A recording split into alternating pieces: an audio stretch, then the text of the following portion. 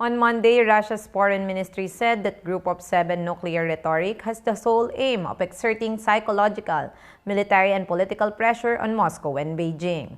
Last week, the group called on Russia and China to show greater transparency about their nuclear arsenals, similar to steps taken by the United States, Britain, and France during the first-ever communique on nuclear disarmament issued at the G7 summit. According to Reuters' report, in comments on the document, Russia's Deputy Foreign Ministry Sergei Ryabkov, the ministry's point man for arms control, said the statement reflects the group's anti-Russian and anti-Chinese tone. Ryabkov said in comments published on the ministry's website that one gets the impression that Western rhetoric on the topic of the size of their nuclear arsenals has a single goal: to exert psychological and military political pressure on Russia and China. Behind it is clearly a pathological desire to denigrate our countries.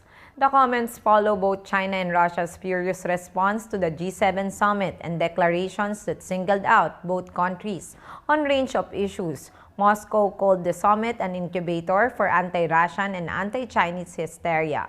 Chinese President Xi Jinping and his dear friend President Vladimir Putin committed to a no-limits partnership just before Russia's invasion on Ukraine in 2022 and have since further strengthened economic, political, and military ties.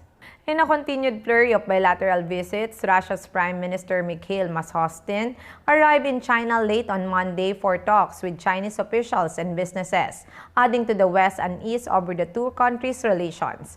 I am Lovely Montoya of Manila STV.